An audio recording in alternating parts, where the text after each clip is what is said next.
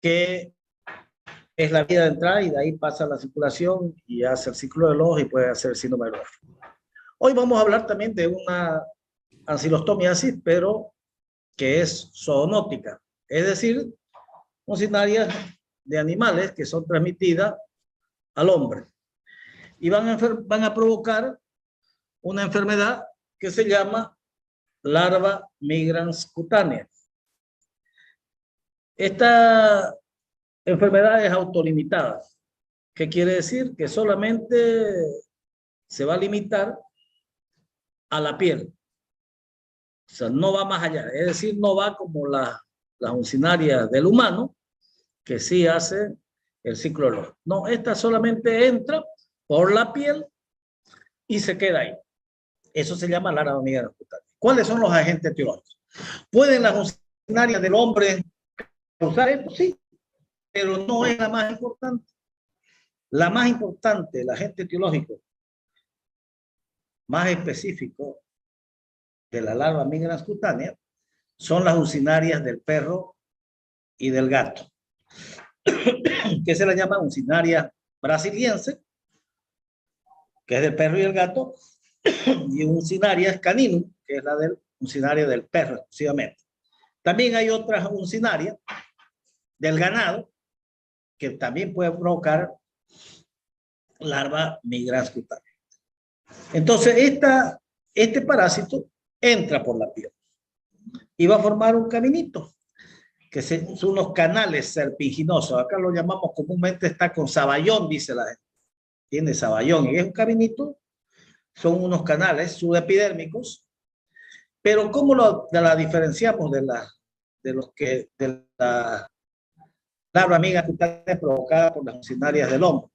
Generalmente las que son provocadas por los animales, esta uncinaria que entra por la piel del perro o del gato, avanza más rápido. Se puede avanzar hasta 10 centímetros por hora. Y está un día y desaparece. Y el lugar de entrada generalmente de esta uncinaria son las zonas descubiertas de la piel, que son los pies, generalmente. Entonces entra por ahí y ustedes van a ver, no hay un análisis de laboratorio que pueda certificar. No le vas a pedir o no le van a pedir un coproparasitológico porque no va más que hasta la piel.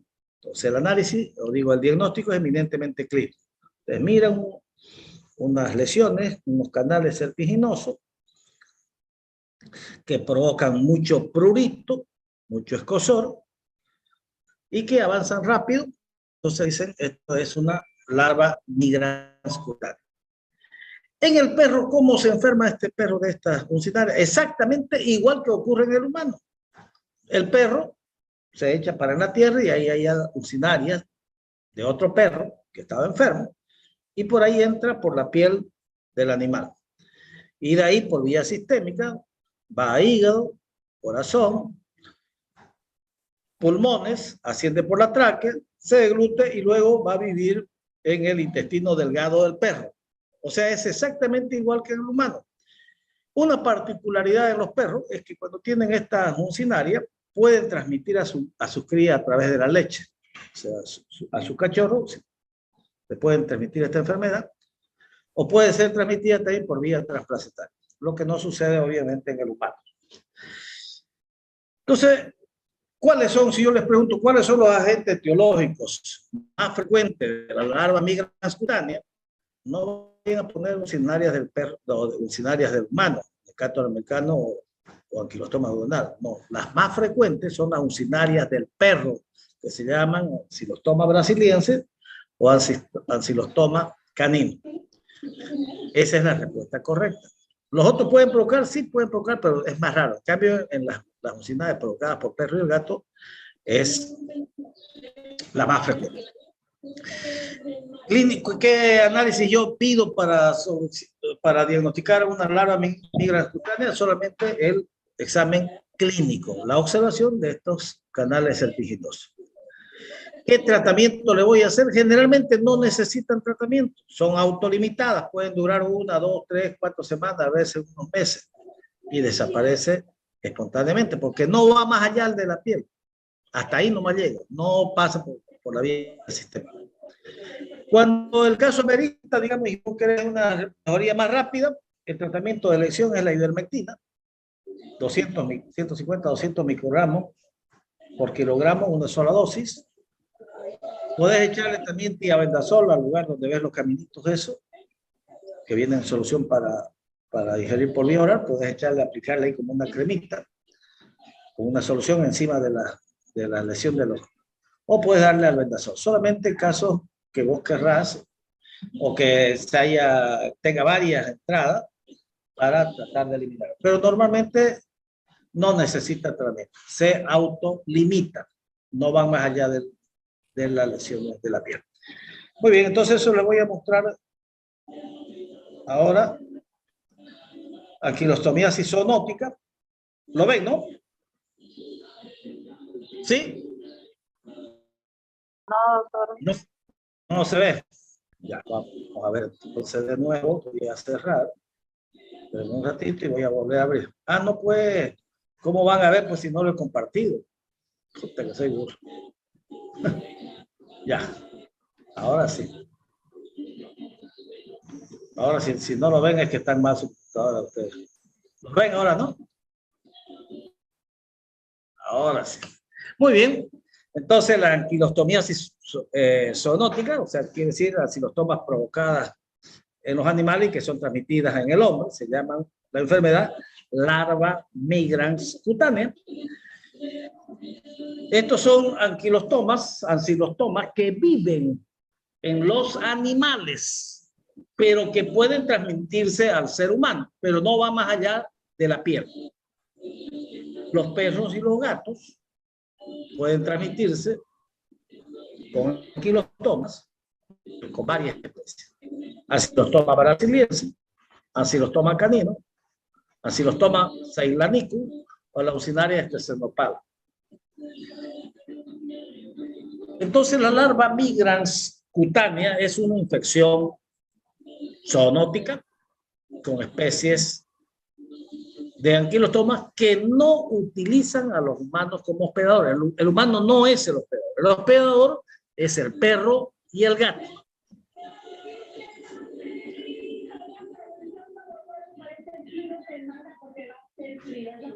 La larva migrans cutánea se las ha asociado, le estoy repitiendo varias veces, los agentes etiológicos, es el ancilostoma canino, ancilostoma brasiliensis, principalmente. Y también la Ucinaria estrenosepala, que son anquilostomas de perro y gato. Hay una ancilostoma del ganado, que se llama Punostomo flebotomum. También esta puede transmitirla al humano. O sea, acuérdense que estas larvas, el perro elimina los huevos en el suelo, ahí este huevo necesita de la tierra, es un geohelminto. Ahí libera la larva raditiforme, larva filariforme, y esa es la que penetra por la piel. Tal cual hablamos de las ucinarias provocadas en humanos.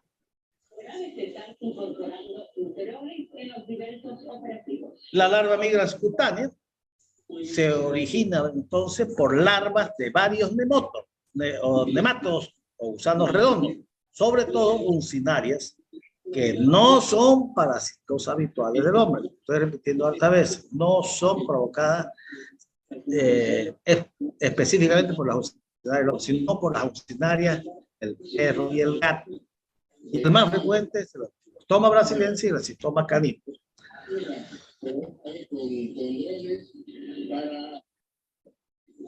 Diga.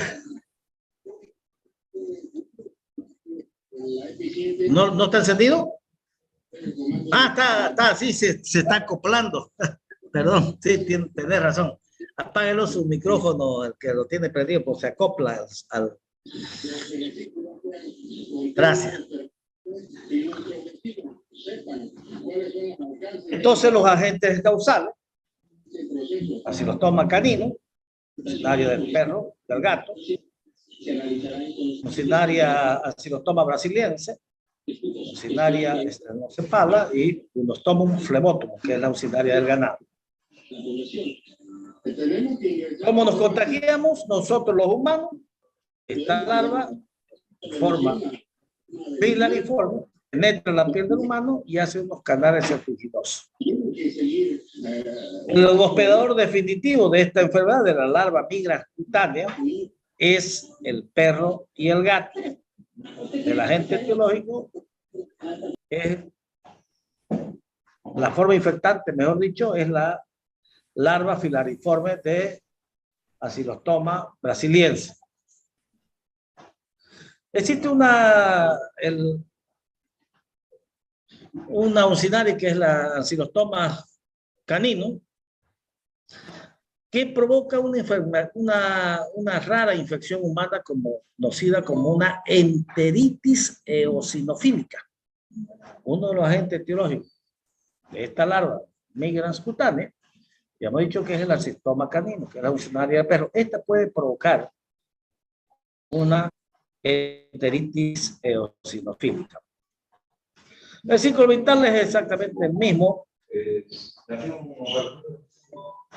Es exactamente el mismo de lo que ocurre en el humano. El ciclo vital en el perro es exactamente el mismo. Fíjense, el perro, ¿qué hace? Elimina los huevos en el suelo. Estos huevos necesitan de la tierra y ahí va a dar en primer lugar eclosiones y da lugar a la larva rhabditiforme. Luego da la larva filariforme, que es la forma infectante, y esta es la que penetra a la piel del perro y hace sus... Y ahí, una vez que penetra en la piel, va a ser por vía sistémica y va a ser el ciclo de Loss, y se va a definir de su hábitat definitivo, va a ser el intestino delgado en el perro. En el humano, estas larvas filariformes va a penetrar por la piel descalza o por la piel desnuda, generalmente los pies, y solo se limita a la piel. No va a ser el ciclo 2. Entonces, eso es lo mismo que cuando hablamos de las uncinarias en el humano. En el perro hace exactamente lo mismo, pero en el humano, que puede infectarse por estas larvas que están en el suelo del perro y el gato, por eso se llama antiloctomiasis zoonótica, solo se va a limitar a la piel, nomás llega ahí y ahí se autolimita. No pasa la circulación como pasa con las uncinarias del hombre, Anquilostoma duodenal y Mecato americano. Fíjense en la imagen, este es los canales serpiginosos, son lesiones intradérmicas, son elevadas, color rojizo, muy pruriginosas, que migran a una velocidad de algunos milímetros o centímetros. O sea, va aumentando todos los días de a poquito. Tiene saballón, dice la gente. Si el niño se sienta en el suelo con pañal, entonces entra por la nalguita también, donde toca en contacto con la piel y hay larvas de perro gato, entonces puede provocar esta lesión que se llama larva migra cutánea. ¿Esta lesión puede presentar las uncinarias del hombre? Sí, puede, pero no. La más característica es por la uncinaria brasiliensis o la uncinaria canina. Esta lesión, este canal serpiginoso, que tiene intenso prurito, es casi patognomónico de larva migra cutánea provocada por Acinostoma, o mejor dicho, por uncinaria brasiliense o uncinaria canina. Y avanzan de forma progresiva y se va a autolimitar. Puede durar semanas, pero no tiene ninguna complicación, a excepción de que se rasque y se sobreinfecte esa gerinitis. Solamente el diagnóstico, no vas a pedir ningún análisis. Es clínico cuando observes esos canales serpiginosos, como o la mamá te diga, mire, está con unos saballones, y vos le miras y tiene estos canales serpiginosos. El tratamiento, sin tratamiento, las larvas mueren y el síndrome se resuelve al cabo de algunas semanas o meses alguna vez. El tratamiento con ivermectinas, con albendazol o la aplicación tópica de tiabendazol pueden acelerar la curación cuando los síntomas justifiquen un tratamiento. Ya hemos dicho que estas larvas debajo de la piel no sobreviven más de 5 a 6 semanas en el huésped humano. La mayoría de esto se resuelve sin ningún tratamiento. Sin embargo, el tratamiento nos puede ayudar a controlar los síntomas y a evitar las infecciones bacterianas secundarias por el recado por el fluido que presenta el paciente. La droga de elección, la ivermectina, 200 microgramos por kilogramo como dosis única. En los niños mayores de 15, hay que darlo a los niños que tengan más de 15 kilogramos, es decir, arriba de los 3 años. Una dosis alternativa, una droga alternativa sería el albendazol. Le voy a repetir, la mayoría de veces no necesita tratamiento. Y si no, también pueden echarle, aplicarle tiabendazol, que es un antihelmíntico. Muy bien, entonces eso sería en cuanto a esta enfermedad zoonótica que es transmitida por un nemato del perro y del gato, que se llama larva migrans cutánea. Entonces ya estamos conociendo también otra enfermedad que es provocada por el Mintos nematelmintos. Puede ser que los Mintos nematelmintos son gusanos redondos. Este también es un geohelminto porque necesita de la tierra para volverse infectivo. Sí o sí necesita de la tierra para volverse infectivo. Al final vamos a hacer las preguntas y lo que ustedes quieran comentar. Vamos ahora a hablar de otra enfermedad. Ya hemos hablado, comenzamos hablando de los nematelmintos, geohelmintos, como el ascaris lumbricoide, que produce una enfermedad que se llama ascariasis o ascarindiasis. Después, también aprendimos a reconocer la enfermedad provocada por un helminto nematelminto llamado Trichuris trichuria, que va a provocar una enfermedad que se llama tricocefalosis o trichuriasis. Luego, la anterior semana, hablamos, estas entraban por vía oral. Sí, su ingreso era por vía oral. El ascaris entraba por vía oral de los huevos fértiles. Acuérdense que hay huevos fértiles e infértiles. El infértil no es infectivo, el que es infectivo es el huevo fértil. Regresa por vía oral y hace el ciclo de los, puede ser síndrome de Loeffler. El Trichuris trichuri es un geohelminto, pero no realiza el ciclo de los. Entra por vía oral y directamente pasa esófago, pasa estómago y se ubica en el intestino, libera la larvita en el intestino delgado y luego migra a su hábitat definitivo, que es el intestino grueso.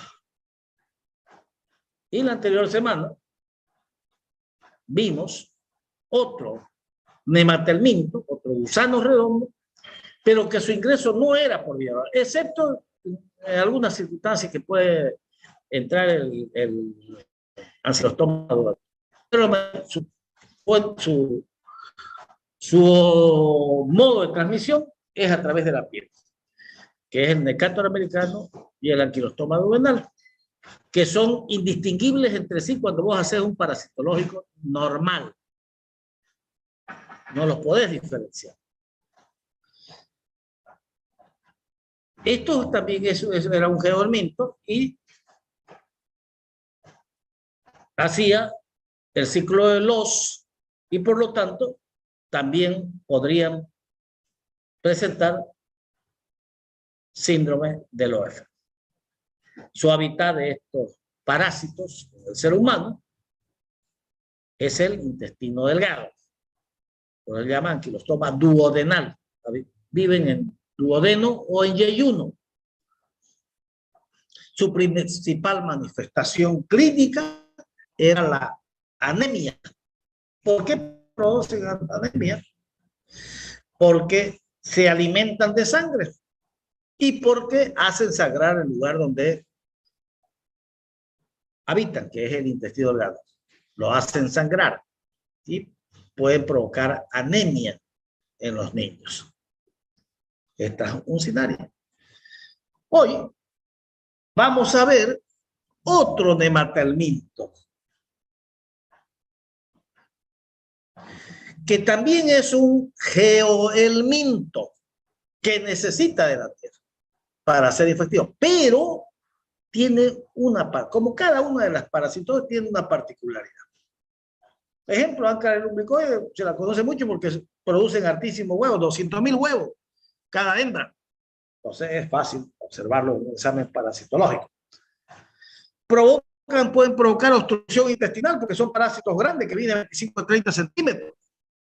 Y si tiene hartos parásitos adultos y como su hábitat definitivo es el intestino delgado, pueden formar unos ovillos y lo tranca el intestino y no pasar las heces fecales. Obstrucción intestinal. ¿Y cómo se fijan estos parásitos así grandangos en la mucosa del intestino delgado? Por su potente musculatura. Por eso se fijan ahí. Después el Trichuris trichuris es otro parásito nematelminto que causa disentería, lo mismo que los protozoarios, entonces estolítica y Balantidium coli. Pero este es un nematelminto y se ubica en el intestino grueso, lo hace sangrar el intestino grueso y también puede provocar anemia. Y el signo característico, sobre todo en personas desnutridas, era el prolapso rectal en niños y deposiciones con sangre, que se llama disentería. Cada uno tiene una particularidad. Las uncinales que dijimos hace un momento, que son parásitos que se ubican en el intestino delgado y que pueden provocar anemia. Es el principal parásito que provoca anemia. Hoy vamos a reconocer otra parasitosis que también tiene particulares y mucho más importantes quizás que las anteriores. Y sobre todo en épocas como ahora, en épocas de pandemia, ha adquirido mayor importancia. ¿Por qué? ¿Por qué creen ustedes que ha adquirido mayor importancia ahora esta parasitosis? ¿O de qué parásito estamos hablando? Bueno, es una pregunta medio chistosa porque ni siquiera le he dicho qué se llama esta parasitosis. Bueno, entonces en esta época de pandemia ha resurgido esta parasitosis. O sea, se ha hecho más popular, digamos. Hay estudios publicados recientemente en el CDC de una revista de infectología pediátrica sobre esta enfermedad. ¿Qué pasa en el tratamiento que se da a los pacientes con COVID que están moderados a graves? Se utiliza mucho corticoide. Entonces los corticoides normalmente, dentro de sus complicaciones, que bajan las defensas. En pacientes inmunodeprimidos, este parásito hace estragos. Por eso es que han comenzado a aparecer. Y este artículo dice, investiguen. Por ahí tiene esto. Entonces, en épocas de pandemia, por el uso de los corticoides, ha aumentado la incidencia de esta parasitosis. Esta parasitosis en inmunodeprimidos, que no solamente es por el uso de corticoides, solamente les hacía mención porque en esta época de pandemia se ha utilizado mucha dexametasona, porque es la única droga comprobada que hace efecto, pero no en la etapa inicial, sino cuando se está complicado. Y baja la defensa. Pero no solamente en eso, por ejemplo, un paciente con SIDA, esta enfermedad si tiene estroginoides lo hace bolsa. Espérenme un ratito, voy a charlar aquí de... Espérenme un ratito. Es una enfermedad que tiene sus particularidades porque en pacientes que son de baja su defensa, esto lo mata. Por ejemplo, en pacientes que van a ser trasplantados, y estos trasplantados, ya sea riñón, hígado, cualquier órgano, necesitan tomar corticoides por vida. Tenéis que estar absolutamente seguro que no tiene esta parasitosis. Porque si no, lo va a matar. En vano va a gastar un montón de plata y lo va a matar. Esa es una de las particularidades que tiene esto. Otra particularidad que tiene esta parasitosis que vamos a aprender a reconocer hoy en la mañana es que puede persistir toda la vida en el ser humano, porque una característica que tiene dentro de su modo de transmisión no solamente es un geoelminto, o sea, que el elminto esté en el suelo y que penetre por la piel, porque penetra por el piel también este parásito. No solamente puede haber autoinfección. Es el principal parásito. Son muy poquitos los parásitos que tienen, sobre todo el minto, que tienen una autoinfección. ¿Qué quiere decir? Que no necesita caer al suelo, que se infecta, autoinfecta ahí mismo en su cuerpo humano. Por eso que puede persistir toda la vida. Hay un mecanismo de transmisión de autoinfección que no lo tienen los parásitos, solamente son unos 2 helmintos que provocan autoinfección. Después no hay. Todos necesitan de la tierra y penetrar por ahí. No, este no. Ahí adentro nomás se puede autoinfectar. Esa es una característica muy importante de esta parasitosis. Otra de esta parasitosis es que también provoca como entra por la piel, también puede provocar estos canales serpiginosos y confundirte con una larva migras cutánea. También, pero estas parasitosis generalmente se encuentran en la región perianal, porque es ahí cuando sale la larvita y ahí se queda en la piel alrededor del ano en la autoinfección.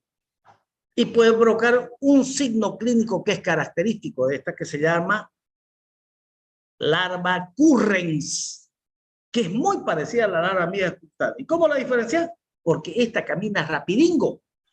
Puede aumentar hasta 10 centímetros por hora. No deja costras. Y tiene también esos canales. Entonces estamos hablando del parásito Strongyloides stercoralis. Strongyloides stercoralis. Que provoca una enfermedad que se llama estrongiloidiasis. Este Strongyloides stercoralis es un parásito diminuto, chiquitingo. Generalmente mide 0,2 milímetros. O mejor dicho, 2 milímetros. Quiere decir 0,2 centímetros. 2 milímetros.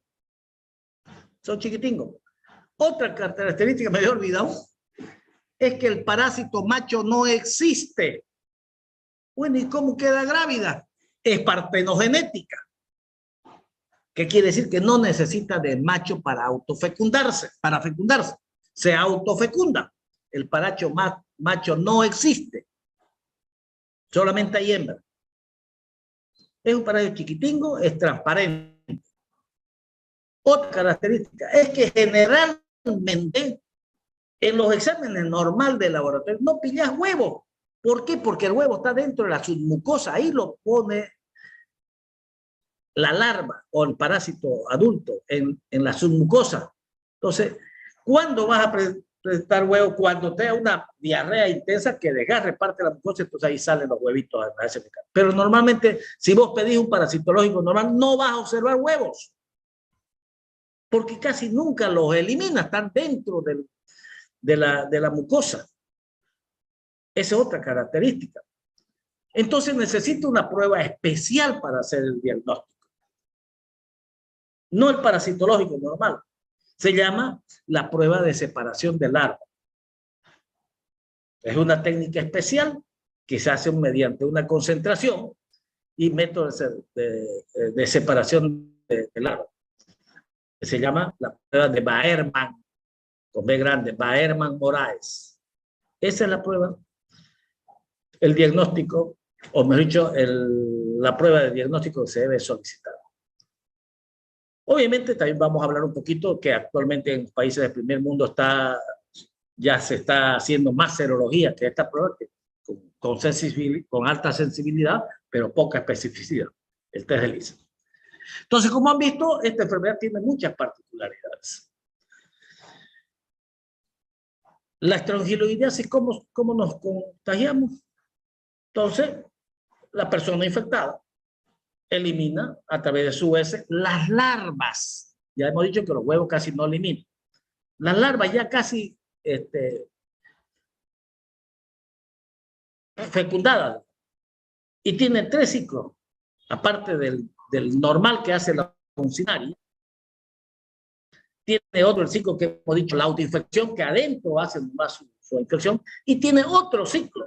Esa es otra particularidad de esta parasitosis, que se llama el ciclo indirecto. ¿Qué quiere decir? Que algunas larvas ya vienen predispuestas genéticamente, se eliminan en el suelo, los huevitos que salen ya vienen determinados genéticamente, y este huevito va a dar lugar a una larva rhabditiforme en el suelo. Luego se transforma en larva filariforme, que se los llama parásitos de vida libre. Y luego hace el ciclo directo normal. Esa es otra particularidad del ciclo vital. Las manifestaciones clínicas, eso es muy importante en esta parasitosis. Hay una infección aguda y una infección crónica. Generalmente, cuando el paciente es inmunodeprimido, puede provocar una diseminación masiva en todo el organismo y lo puede matar. ¿Por qué se mueren generalmente estos pacientes? Por una neumonía, un shock séptico grave, porque el paciente es inmunodeprimido, esto arrasa, como les decía, ha adquirido importancia en época de pandemia por el uso de algunas personas que hacen del corticoide, especialmente de la dexametasona. Muy bien, vamos a hablar entonces sobre esta patología. Ay, otra vez hice mío que hace rato. Primero tengo que compartir.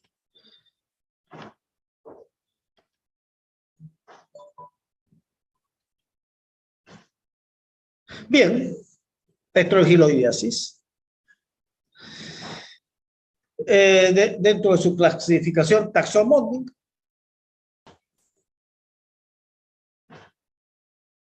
sí, doctor. ¿lo ve? Sí, doctor. Ok. Muy bien, entonces vamos a hablar de estrongiloidiasis, ¿ya? Eso es lo que le decía, que fue publicado recientemente en un artículo en julio del 2022 sobre el síndrome de hiperinfección por estrongiloidiasis en pacientes con COVID-19 tratados con corticosteroides. Ya saben que los corticosteroides disminuyen la defensa, entonces vieron que fue un paciente en Estados Unidos, este trabajo realizado, y tenía este paciente estrongiloidiasis, que la mayoría, como todas las parasitosis, estaba inactiva, pero cuando la defensa baja, hacen estragos. Y se murió, obviamente, esta paciente.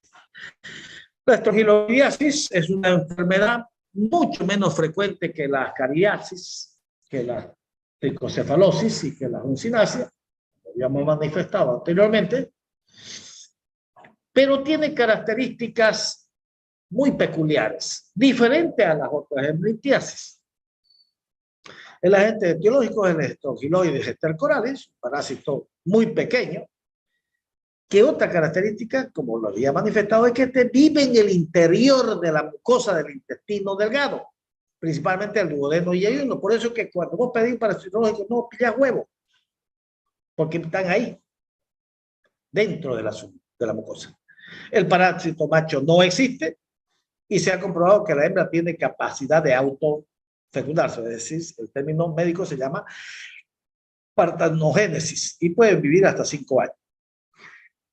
La hembra generalmente mide 2 milímetros y tiene, como todos los helmintos, nematelmintos, tiene un esófago que ocupa el tercio anterior, tiene intestino A, y el esófago tiene cuerpo istmo y bulo, o sea, tiene todas lo que no tiene generalmente los protozoarios, son organismos unicelulares. Esta enfermedad está causada por el nematodo llamado Strongyloides estercoralis, donde habita generalmente este parásito en el intestino delgado, pero dentro de la mucosa. ¿Cuáles son las formas morfológicas? Son la presencia de huevos, larvas rhabditiformes, larvas filariformes y adultos y parásitos de vida libre. ¿Cómo son los huevos? Cuando lo ves, ¿cuándo lo vas a ver los huevos? Cuando tenga una diarrea intensa que arrastre parte de la mucosa. Son muy similares a los huevos de las uncinarias. ¿Cómo eran los huevos de las uncinarias? Redondito, ovaladito, blanquecino, una sola membrana. La presencia de huevos en la materia fecal es muy rara. Solo podría suceder cuando tenga una diarrea. Aquí tenemos una imagen, una parásita flecha negra. Esta es una larva, una hembra parásita. Y en los que están con darditos son los huevos. Huevos.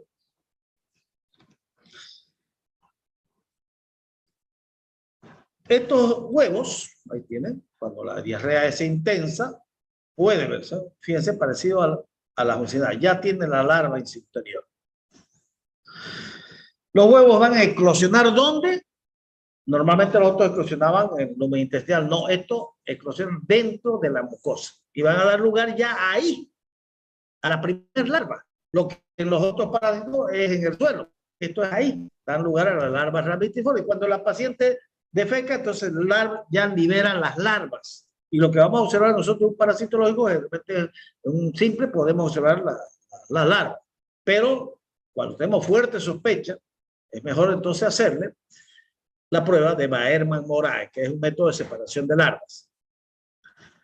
Retomando entonces estos huevos, eclosionan ahí y liberan las larvas, y esta larva es la primera forma larvaria, que se llama rhabditiforme, y que va a salir al intestino delgado y se va a eliminar.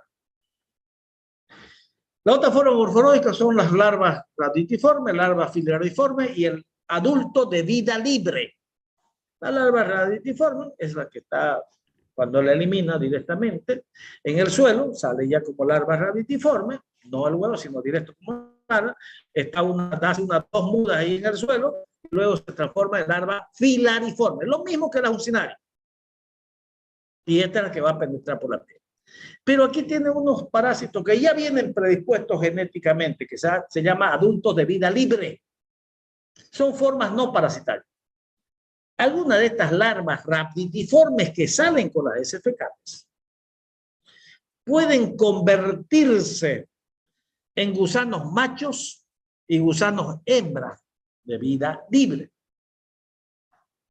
Van a verlo en el ciclo vital. Miden generalmente 1 milímetro de longitud, son chiquitingas.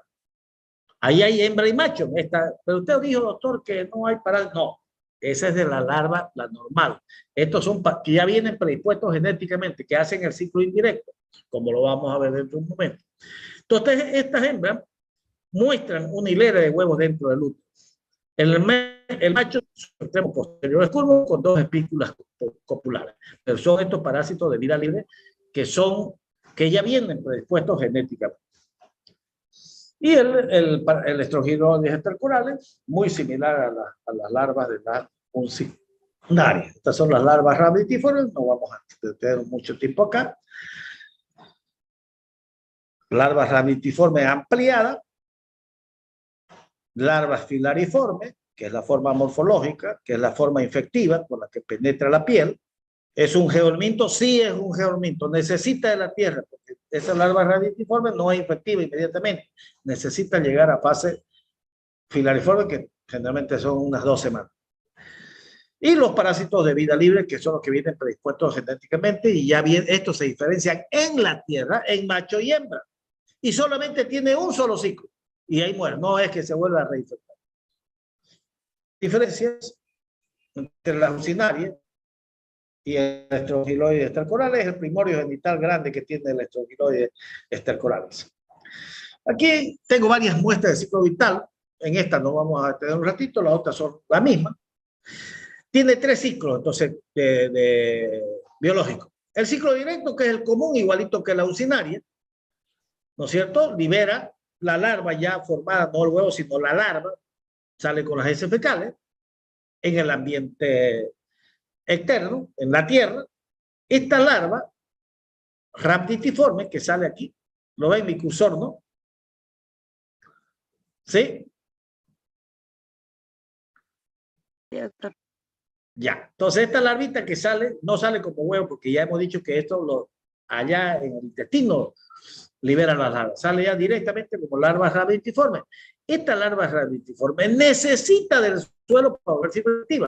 Para una ya sale como larva L1, L2 madura, y luego va a dar en la tierra, es un geoderminto, a la larva filariforme. Este es el ciclo directo, y de ahí penetra por la piel, pasa a la circulación, va a ir a los pulmones, migra, o sea, y en los pulmones puede provocar estos síntomas del OF, migra a la tráquea, migra a la laringe, se deglute nuevamente, entra al intestino delgado y ahí es su hábitat definitivo. Y ahí se va a penetrar la mucosa y ahí esta va a quedar grávida. Acuérdense que es partenogenética, no necesita macho, parásito macho, es partenogenética, y ahí hembra y va a eliminar los huevos en la submucosa. Ese huevo va a eclosionar y va a liberar las larvas que salen al lumen intestinal y salen con las heces. Ese es el ciclo directo. Lo mismo que los usinarios. Pero este tiene otra forma de infectarse, que es el ciclo indirecto, que es este que está externo. ¿Cómo hace esto? Ya estas larvas ya vienen predispuestas genéticamente, caen a la tierra, y acá se diferencian en parásitos macho y hembra. Ponen huevo estos en el suelo. Este huevo se transforma en larva filariforme, luego eclosiona, da lugar a larva filariforme, y luego larva, o digo rhabditiforme, y luego larva filariforme, y hace exactamente lo mismo. Ese es el ciclo indirecto, que no ocurre con las otras helminthiasis por nematelminto que hemos visto. Esta solo ocurre en esta parásita. El ciclo indirecto, que ya viene predispuesto genéticamente. Este es el ciclo indirecto. Pero el más importante es este otro ciclo que se llama de autoinfección. ¿Qué ocurre? Estas larvas rhabditiformes, que son liberadas por huevo en el lumen intestinal, ahí adentro se transforman en larvas filariformes. Y ya no va a entrar por la piel, directamente entra a la circulación y hace también el ciclo del ojo y hace exactamente. ¿Por qué se provoca la larva currex, que son los canales serpiginosos, igualito que la larva pigras cutánea, en la región perianal, en las nalgas, los glúteos? Porque estas larvas rhabditiformes algunas veces sale un poquito a la piel como larva filariforme y ahí la pellizca, digamos, se introduce ahí, y por eso que forman los caminitos, y de ahí bien ya hace el ciclo. Por eso es que hay la larva currex. Entonces, estas son las tres formas, o sea, tiene tres formas de transmitirse. Uno, la normal, la de la usinaria, larvas rhabditiformes eliminadas en las heces fecales, que no es con huevos, sino directamente como larva rhabditiforme, se transforma en filariforme en 1 o 2 semanas y pasa a la circulación. En la usinaria, acuérdense que eliminan los huevos. Los huevos luego dan la larva rhabditiforme. No, estos ya salen como larvas rhabditiformes. El ciclo indirecto, que ya vienen predispuestos en esta larva rhabditiforme, se transforman se embaraza y da lugar a un macho y una hembra, se diferencian, estas copulan, ya esto no es partenogenética, son macho y hembra, ponen huevos en el suelo, larvas rhabditiformes, filariformes. Y el ciclo de autoinfección. Bueno, ahí tenemos otra, el ciclo directo y el ciclo indirecto, lo mismo. Este es el ciclo directo. El ciclo indirecto, que se transforma genéticamente y ya viene predispuesto, y el de autoinfección, que es dentro del ser humano. Entonces, lo mismo, leanlo ustedes, tan bonitas también. Hasta la fecha, la autoinfección en humanos con infecciones helmínticas se reconoce solo en infecciones por estrongiloidiasis y algunas veces por capilaria filipinense, pero más frecuentemente es por estrongiloides. Esta es una característica muy peculiar. Por eso es que se han descubierto pacientes que no viven en zonas endémicas y que tienen estrongiloidiasis, porque hay autoinfección, no necesita el suelo. ¿Qué lesiones, qué patología va a provocar? A nivel de la piel. Entonces, entra por ahí el parásito, el ciclo directo, va a provocar el eritema vesícula y puede provocar el caminito, ¿no? Como la larva migra cutánea. Pero generalmente en la región perineal, porque es ahí donde se transforma directamente en larva filariforme. En los pulmones, obviamente, como hace su paso por los pulmones, va a lesionar los alveolos. Y en el intestino, que es el lugar, su hábitat definitivo, que puede provocar pequeñas úlceras o hemorragias. Una característica importante también de esta parasitosis, todos los parásitos provocan generalmente eosinofilia, ¿no es cierto? Pero Esta provoca alta eosinofilia y leucocitosis. Esta es la infección crónica. Hola. Ah, en la carta de la ya. ¿Ah? ¿Esto queda para mí? Sí, no, ya. Ese lo tiene, ¿no? Ah, ¿pero te lo vas a llevar vos? No, usted no. Ah, ya. Ya. Ah, ya. ¿Ya? Listo. Léalo. Ok, gracias. Ya. Entonces, ¿cuál es la respuesta normal del organismo? Ante toda agresión, forman inmunoglobulinas. La inmunoglobulina es por eso que, porque las parasitosis provocan alergia. Y la eosinofilia en la sangre. Lo que se debería esperar es que esto sea un organismo de defensa y lo bloquee, pero el paciente que tiene baja la defensa no va a haber esta respuesta. Entonces puede provocar una hiperinfección y eso lo mata al niño o al adulto. ¿Cuáles son las manifestaciones? Es la larva Currex. Fíjense, parecida a la larva migrans cutánea, pero es en la región perianal, porque ahí salen y ahí penetran, y entonces hacen estas. Estas lesiones pueden recurrir. Generalmente se ubican en la nalga. Entran por la piel, entonces, y provocan la larva Currex, sobre todo en la región perianal. La diferencia es que avanza más rápido que la larva migrans cutánea. Estas lesiones pueden permanecer 24, 48 horas y desaparecen. Puede infectarle porque provocan prurito. ¿Cómo la diferenciamos de la larva migrans cutánea? Esta larva Currex, que es una característica de la estrongiloidiasis. No provoca formación de costras. Tiene rápida migración, hemos dicho que puede avanzar hasta 10 centímetros en una hora. Y la afectación generalmente es en la región perianal. En cambio, los otros, más que todo, es a nivel del dorso de los pies, en la zona descubierta de la piel. Puede tener manifestaciones pulmonares, hace el síndrome de Loss. Si hace el síndrome de Loss, puede provocar síndrome de Loeffler.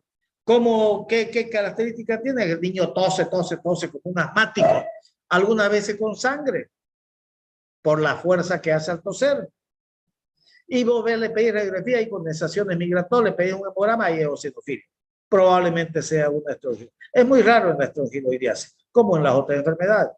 Acuérdense que esto puede provocar también la usinariasis y puede provocar la cardiasis. Bueno. Manifestaciones gastrointestinales, claro, si su hábitat definitivo es el intestino delgado, va a provocar pues manifestaciones gastrointestinales, diarrea, vómito, meteorismo, distensión abdominal, o sea, todo lo que provoca los parásitos, porque ahí se ubica, pues, ¿no? Ahí vive como parásito adulto. Y si tiene múltiples, o sea, tiene hartos estrongiloides intercorales, van a provocar hasta desnutrición por enteropatía con pérdida de proteína.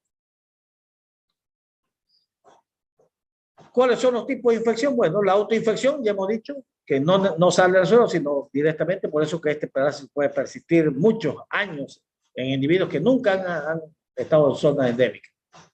Puede haber una hiperinfección en el paciente inmunodeprimido y infección diseminal que pueden afectar todos los organismos. La estrongiloidiasis hay una aguda y una crónica, realmente la crónica es la más importante. Ahí hay el signo más patognomónico de la larva Currex, que van a ver esas lesiones canales septiginosos, sobre todo en las nalgas. Puede haber diarreas intermitentes, náuseas, vómitos y prurito o erupciones cutáneas recurrentes. Pero en pacientes que tienen hiperinfección, en pacientes inmunodeprimidos, con SIDA, trasplantados, que usen corticoides mucho tiempo, que su defensa esté baja, lo puede matar. ¿Por qué? Porque si afecta al cerebro, puede dar una meningitis, puede dar una neumonía, puede provocar diarreas profusas con hilo. O sea, en el lugar donde vaya a diseminarse va a hacer estragos. Entonces es grave esta enfermedad en pacientes inmunodeprimidos. ¿Por qué se mueren estos pacientes con estrogloidiasis que son inmunodeprimidos?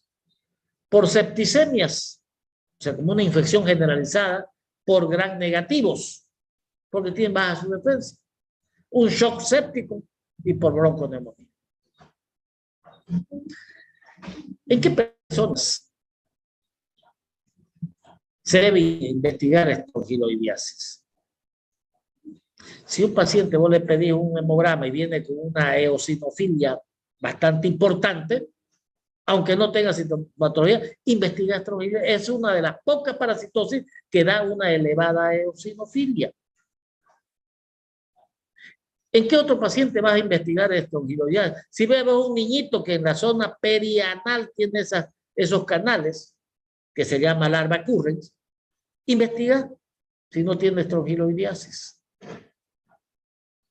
¿Cómo hago el diagnóstico? Si pedí un hemograma, ya dijimos que viene con leucocitosis, investiga estrogloidiasis.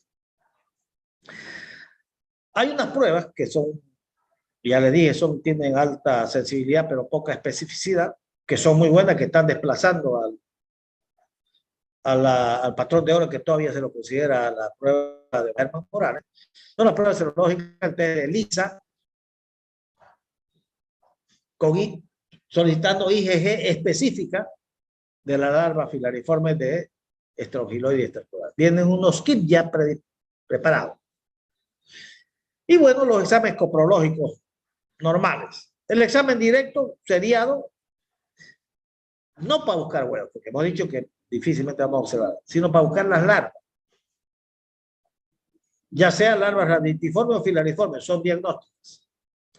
Pero el patrón de oro sigue siendo el método del embudo de Baerman-Moraes. Y el otro método es el método de Arara-Mori. Y los cultivos, que es otro método importante para el diagnóstico. Acuérdense que en el paciente que van a ser trasplantados, tenéis que estar seguros 100% que ese paciente no tiene esta enfermedad. El diagnóstico por herencia fecal, la microscopía directa, ya saben, se pone una muestra de heces fecales y se le echa suelo fisiológico, en otra punta solución del lugar y pues seriado, 3 muestras. Acuérdense que cuando hacen una, la sensibilidad llega al 60%. Cuando hacen 3 muestras, la sensibilidad llega al 90-95%. Y luego la microscopía, o sea, examen de heces por microscópico, después de un método de concentración, que es la técnica del embudo de Baerman-Moraes, todavía considerada la prueba de oro. Y la microscopía también que utilizar el microscopio para hacer cultivos, principalmente el cultivo de método de Koga, que es cultivo en placa de agar sangre, o el método de Arara-Mori también, que se la hace en agarza. Esa es la técnica del embudo. Eso es más que todo para los bioquímicos, pero para que tengan noción cómo es lo que se hace, la separación del larva. Esta es la técnica especial para esta parasitosis. El método de Baerman-Moraes. El cultivo, una cajita de Petri, para que desarrolle el Strongyloides estercoralis. La técnica del embudo de Baerman y el método de cultivo de agar son los mejores métodos de diagnóstico en materias fecales disponibles actualmente para el trabajo terreno. Es lo mismo, la técnica del embudo de Baerman y el cultivo de placa de agar Koga, a la fecha son las pruebas fecales más precisas. Pero un resultado negativo no descarta la infección. Es por eso que aparecieron ya estas pruebas, las pruebas serológicas. Aquí dice, cuidado que se vayan a equivocar, esto en los países del primer mundo. Las pruebas serológicas en comparación con las técnicas de Baerman y el cultivo placa de agar tienen mayor sensibilidad, aunque a algún autor le preocupa su baja especificidad. Pero son más fáciles de ver. El método serológico más conveniente y más utilizado es el ensayo, o sea, el test de ELISA, específico para detectar inmunoglobulina G de de larva filariforme de estrongiloides estercolares.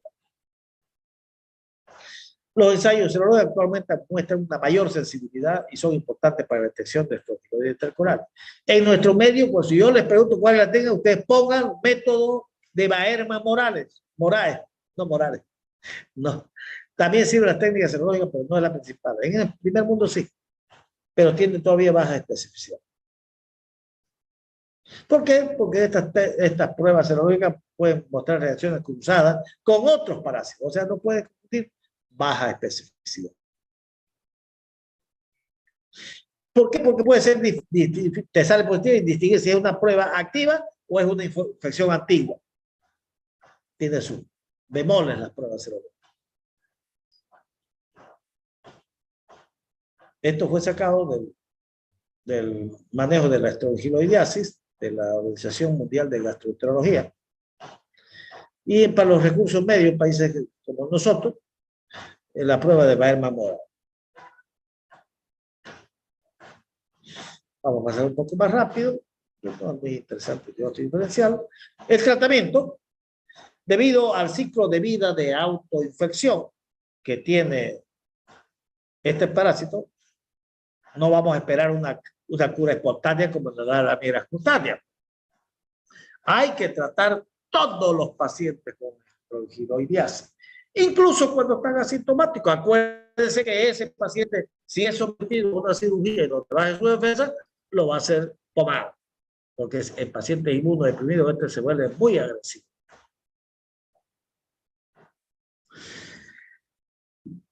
Por lo tanto, para pacientes que van a hacer tienen una inmunodepresión, ya sea SIDA, trasplantado, hay que hacer un diagnóstico muy confiable. Ahí tenés que hacer Baerman-Moraes, técnica serológica, ELISA para IgG. Hay que estar seguro de que no tiene estrongiloides, porque un solo estrongiloide puede hacer diseminarse y causar estrago. Sin embargo, el tratamiento, hay una droga espectacular que es la ivermectina. Esta ivermectina se da una sola dosis. En unos libros ustedes van a leer 2 dosis. Esto lo recomienda el libro de infectología y la Organización Mundial de Gastroenterología. Una sola dosis de ivermectina, 200 microgramos, kilogramos, una sola dosis. En niños mayores de 15 kilogramos. Si fracasa el tratamiento, volverle a repetir ivermectina. Volverle a repetir.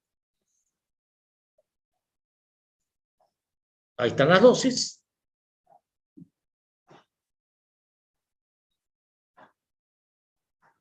El patrón de oro para el tratamiento, según la Organización Mundial de Gastroenterología, es la ivermectina. Una sola dosis, yo recomiendo.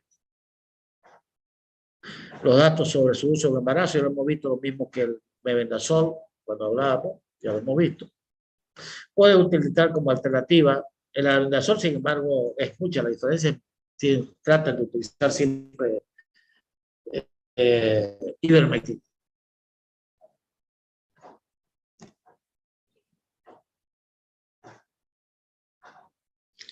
En algunos pacientes que están graves, que están en terapia, que no pueden tomar por vía oral, se ha utilizado ivermectina por vía subcutánea.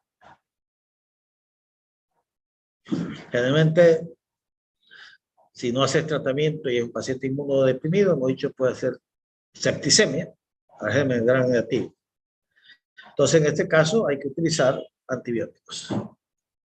¿Cómo vamos a prevenir? Lo mismo que la uncinariasis. ¿Por dónde entra esto? Por la piel, generalmente descubierta. Entonces, usa zapatos, porque por ahí va a entrar este parásito. Acuérdate que este parásito no es del perro y del gato, este es del humano. No hay del perro y gato. Perro y gato pueden provocar solamente larvas migras cutáneas y es autolimitada, no se vayan a confundir. Para terminar entonces un poquito, ¿cuáles serían los puntos claves? La estrongiloidiasis o el estrongiloides estercolar es un gamito que se transmite e ingresa por el suelo, pero tiene un ciclo de vida singular. porque tiene tres formas de trabajar. El directo, como la usinara, el indirecto, con esos parásitos que en la tierra se transforman en macho y hembra, y el otro, el más importante, es la autoinfección. Esta parasitosis es muy importante en pacientes inmunodeprimidos porque los puede matar. Una característica es que generalmente estas lesiones que parecían a la larva migra cutánea, la larva ocurren es que es en la zona periodontal, porque es ahí donde el parásito penetra.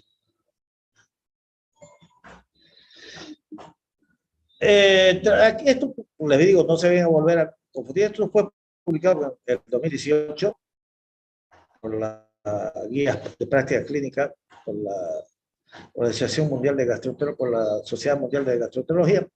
El diagnóstico se hacía, dice, tradicionalmente, para los TBO sigue siendo, identificado la larva mediante la técnica del embudo de Baerma. Pero esta técnica ha sido reemplazada progresivamente por kits comerciales de cero diagnóstico. O sea, si vos tenés, hacerle las dos cosas. Pero para nosotros sigue siendo la prueba de Baerma. ¿Ya? No se vayan a discutir. Es buena, claro, es buena. Pero ya le he dicho que puede confundir con reacciones cruzadas. Entonces, si tenés la posibilidad de hacerle las dos, o si yo les puedo, ¿cuáles son las dos pruebas más importantes? Ahí tiene tres opciones.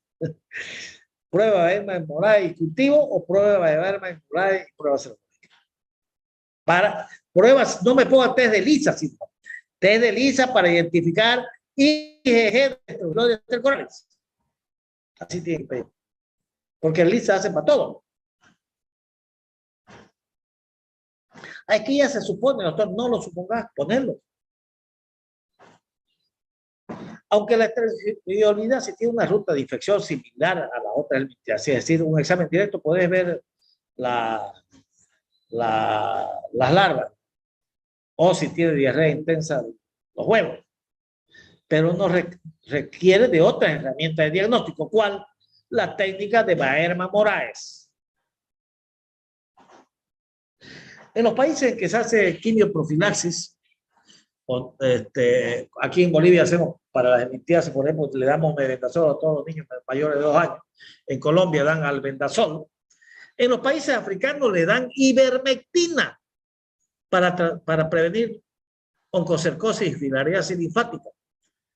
En estos países africanos se ha visto que hay poca estrogiliasis. Porque, claro, la droga agresiva es la ivermectina, todo lo mata. Pues. La ivermectina, una droga muy cuestionada y popular en la época de pandemia, está dentro de los medicamentos esenciales por la Organización Mundial de la Salud. La que no lo quiere aceptar y su coco es el CDC de los Estados Unidos. Son problemas económicos de las grandes líneas farmacéuticas. La OMS está incluida dentro de los organismos para hacer quimioprofilaxis, como les manifestaba. Nosotros utilizamos mebendazol, otros países utilizan albendazol y en África utilizan ivermectina. La infección por Staphylococcus intercoralis es única en el ser humano. ¿Por qué? Porque tiene la capacidad de autoinfectarse. Y la prueba de Baerma-Moraes es la mejor alternativa para el diagnóstico. Muy bien, nos extendimos un poquito, pero como no pasamos la anterior semana, era necesario. Bueno, muchachos, ahora, ¿cómo hago para ampliar esta vaina? Siempre aquí me chipo. Aquí lo que me chipo, cuando quiero ampliar, no sé cómo ampliar.